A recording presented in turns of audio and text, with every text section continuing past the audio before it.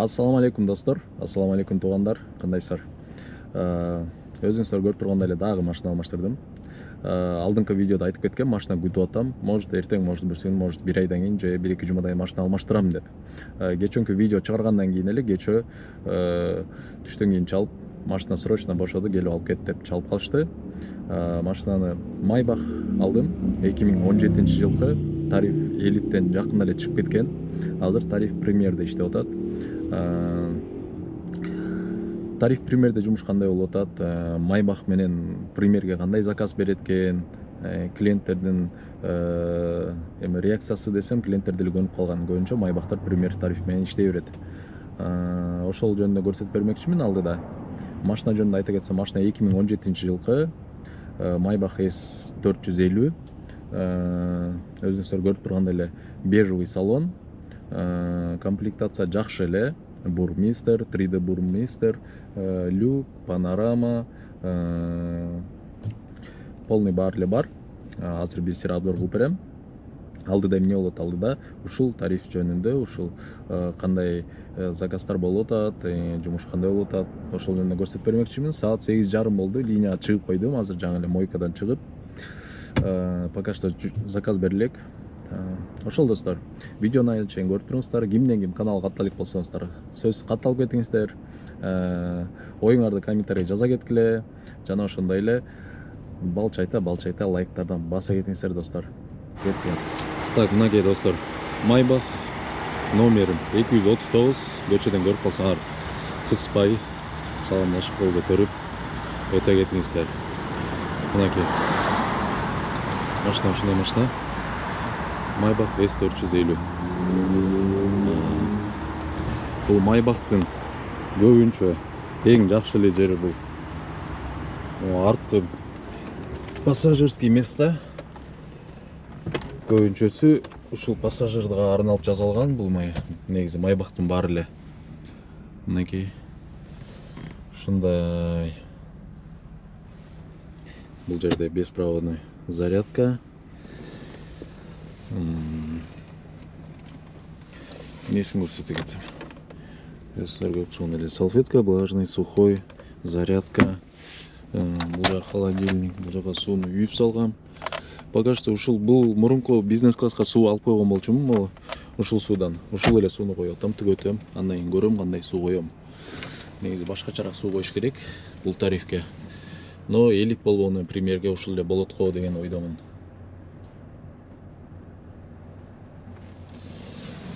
Мынакей достор, алдыда ушул машина менен смена болот. Эми пока что ушу менен эле калайын деп атам.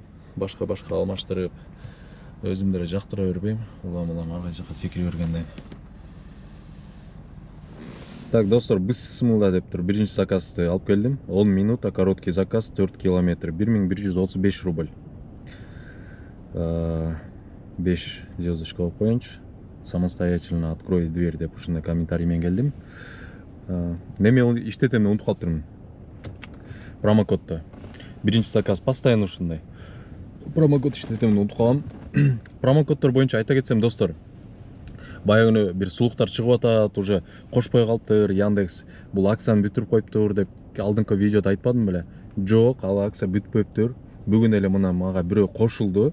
Азыр мына жаңы эле WhatsApp'тан жазып атат. Бүгүн кошулдуңбу десем, ооба дейт. Бияктан карасам мага келди уже. Бүгүн кошулду. Неме кылып атат? Яндексте жанагы сотрудниктер бар го.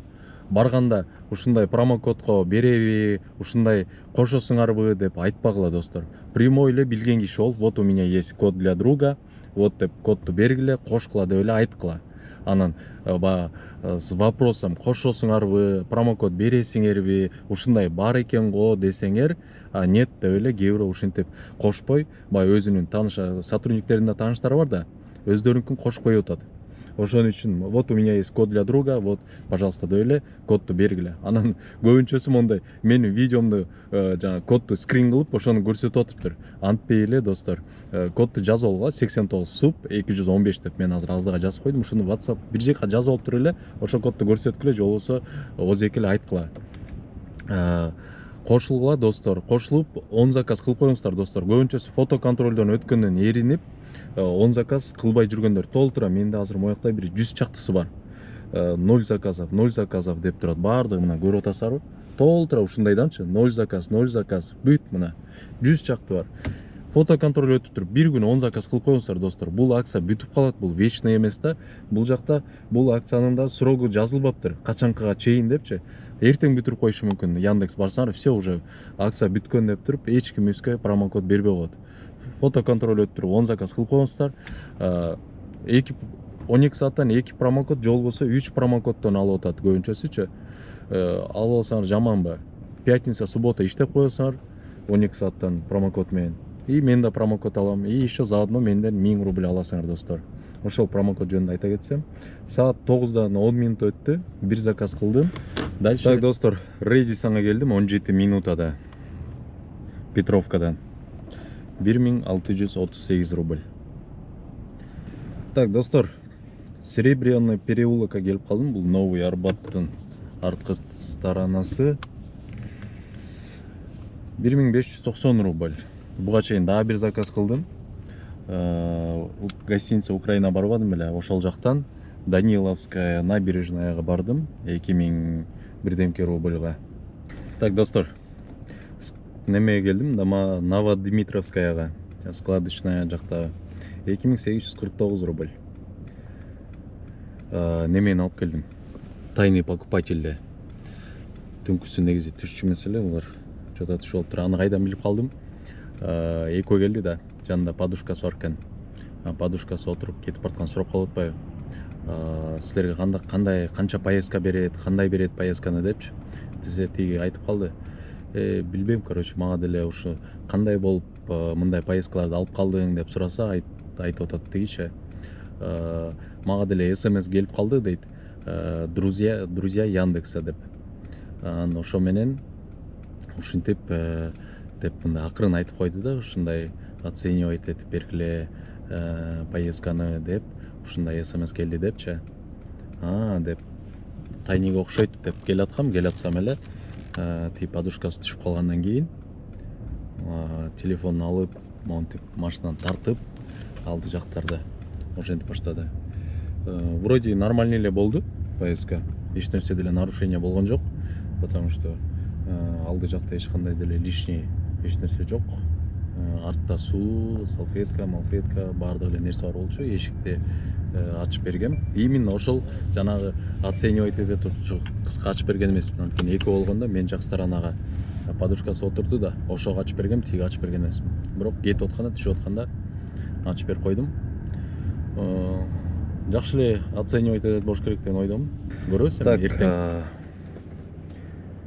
1077 рубль. Таганский жакта бир Хилтон деген отельге келдим. Ушу менен 3-чү заказ подряд жалаң ушундай короткий заказдар болуп атат. 1100, 1050 рубль, 1077 рубль.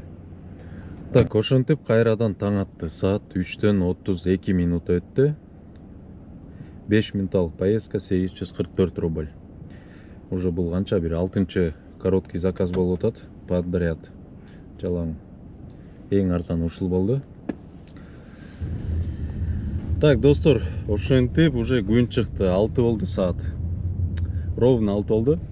Азыр бир короткий заказ алып барсам, кызын жеткирип узатып барды. Дальше мен авиамоторныйга жеткирип койбойсуң го. Без заказа эле так отблагодарю дейт. Авиамоторныйга алып келдим центрдан.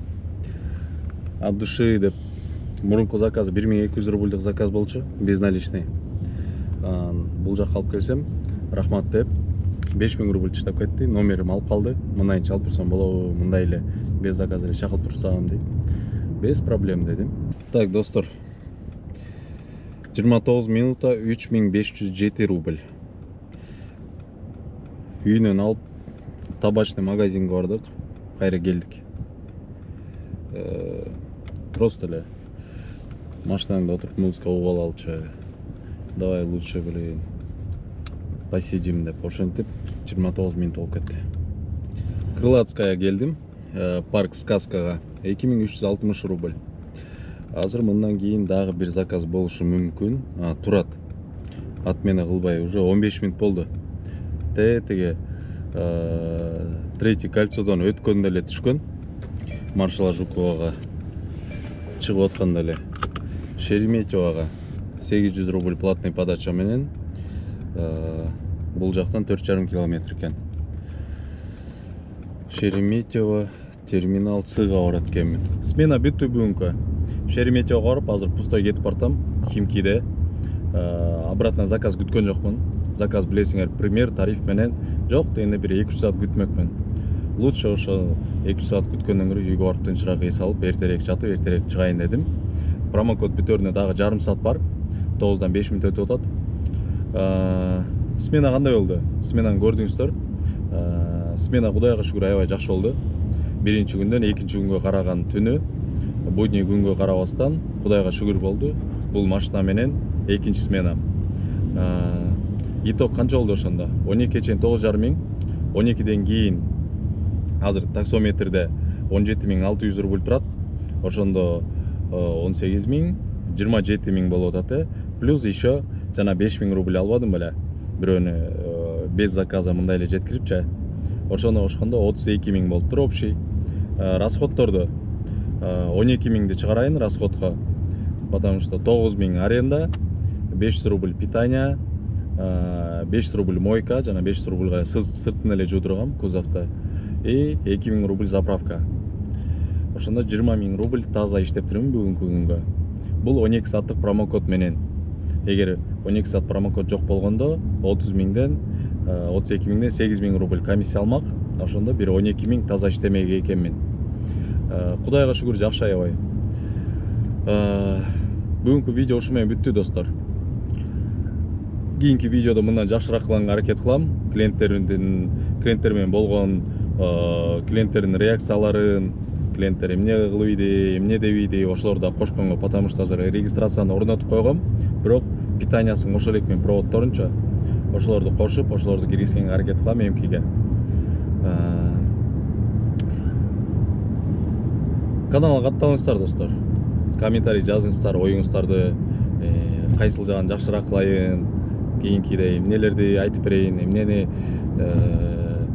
дагы тартайын. Анан лайктардан басыңыздар.